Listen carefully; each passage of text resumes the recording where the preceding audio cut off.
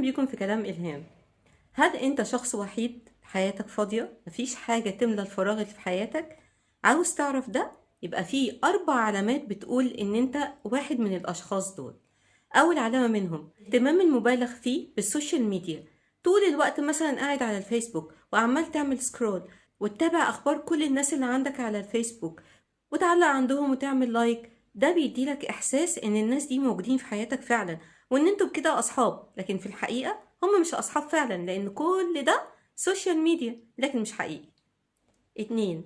التفاعل بينك وبين الأشخاص الموجودين في الحياة، والتفاعل بينك وبين الحياة عامة اللي هو بقى يومي، ده مش موجود تماما أو يكاد يكون ضئيل جدا. دايما قافلين على نفسكم ومش عاوزين لا تشوفوا حد ولا تعرفوا حد، بنكتفي بس باللي احنا بنشوفهم خلف الشاشة وخلاص.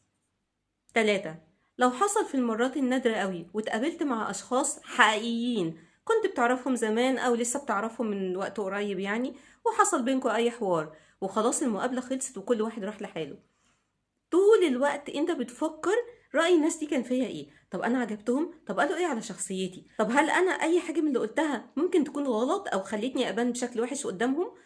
طول الوقت مهووس برأي الناس اللي كانوا حواليك ايه فيك. ده دليل كبير جدا ان انت عايش في وحدة وان مفيش حواليك ناس كتير، لان ده لو كان حقيقي كان رأي الناس عامة ما كانش هيفرق معاك كتير، لان الشخص اللي مش وحيد بيبقى واثق من نفسه وعارف ان هو بيتعامل صح في كل المواقف اللي بتقابله، حتى لو في حاجة فلتت ما كانتش صح هو عادي بيعديها وكأنها ما حصلتش اصلا لانه واثق من نفسه. 4.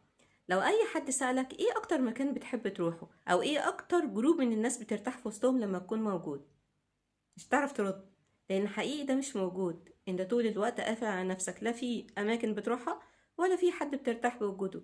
لو ده حصل لنا نقف ثانية كده مع نفسنا ونراجع حياتنا شوية ونشوف ليه احنا قافلين على نفسنا كده وايه سبب الوحدة بتاعتنا دي، ونحاول اكتر نوسع علاقاتنا ودايرة معارفنا علشان احساس الوحدة ده يروح.